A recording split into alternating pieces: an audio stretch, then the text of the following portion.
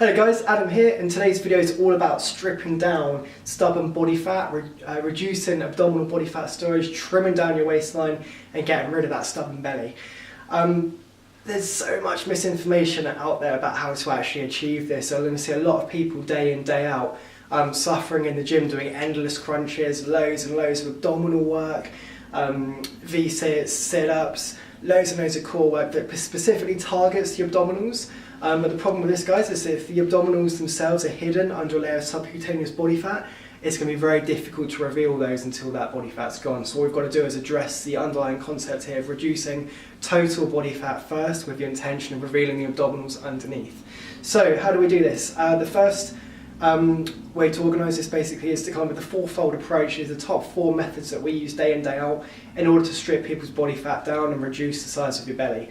The first one here that we're looking at is stress management, and this is a mindset issue. A lot of these videos that I make, guys, all have the same underlying theme, and that's with addressing the mindset first before anything else. If the mind's not in the right place, it's going to be a lot harder, you're going to struggle. So with mindset with regards to reducing body fat storage, what we're looking at is reducing stress. Stress is basically our cortisol hormonal response to dealing with situations that are outside of our comfort zone. So anything physical stress related, like training in a gym, elicits the same effect as if we're mentally stressed, e.g. we've got deadlines to meet at work. Your body releases cortisol. Unfortunately for us, cortisol is the hormone that's responsible for storing abdominal body fat. So this is directly linked into abdominal body fat storage, which is a nightmare. So we need to reduce this now. The first thing we can do is make sure we get enough sleep. Sleep is going to play a massive role in making sure that your stress levels are managed.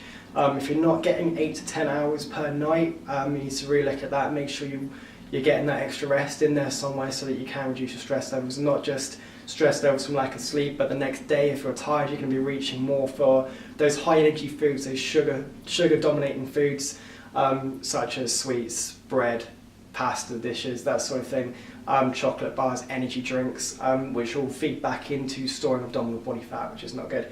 So what we're looking for is 1, reducing sleep, 2, taking on some sort of mental mindset tricks such as meditation.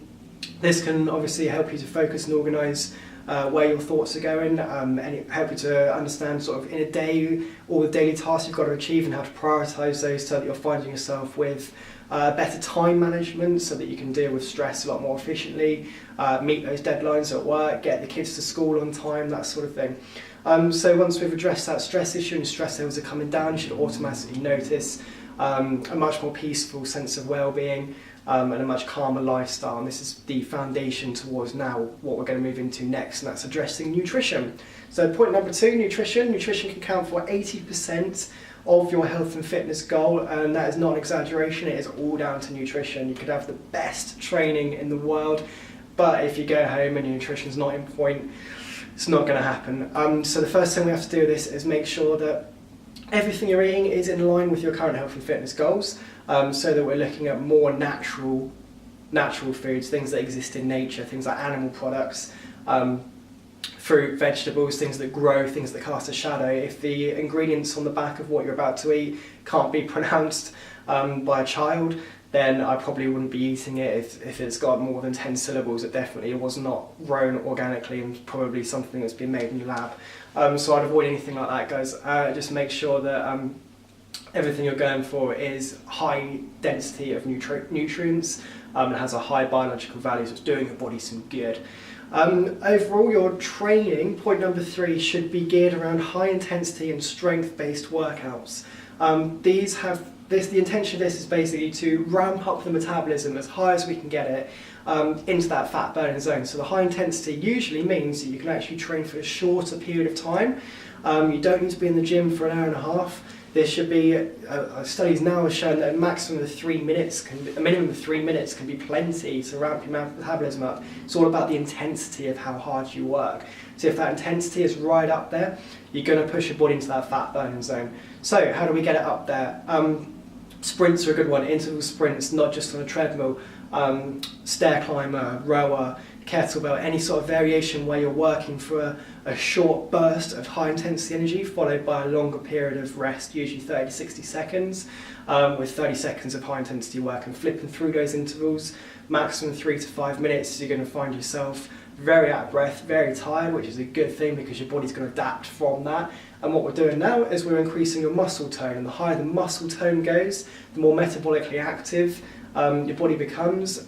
Because muscle burns through energy 2 to 5 times faster than body fat, we're going to start to reduce body fat from all over the body, which is fantastic because that means midsection as well.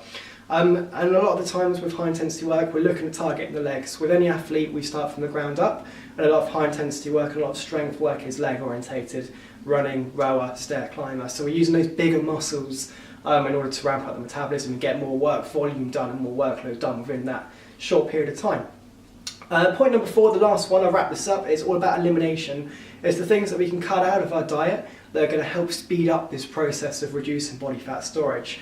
So what can we cut out of the diet? Anything grain-based, desserts or food-wise, pasties, pies, pastries, chocolate cakes, anything sugar dominating, like even fructose goes with things like high. If you're eating a lot of fruit during the day, that's also going to peak insulin, which is going to peak blood sugar levels, which is going to start to store more body fat and adipose tissue, which we want to try to avoid. So just cutting down on anything processed, anything high in carbohydrates, high in unnatural processed sugars, and starting to flip that back around towards a more sustainable long-term approach for nutrition based around animal fats, animal meats, vegetables, nutrient-dense foods, things that exist in nature. So I hope that's wrapped up a few points for you guys. If there's anything you want to know more about, I always miss things out in these videos, I'm only human. Drop me a message, drop me a private message on Facebook, give me a shout, comment on the video below, tag your friends if you think there's anyone that would benefit from something like this, and any questions you've got, feel free to fire away and I will get back to you and I will explain as much as humanly possible, so we can start to give you more useful information, start to dispel some of those absolutely useless myths that exist out there at the moment. Take care guys, enjoy your weekend.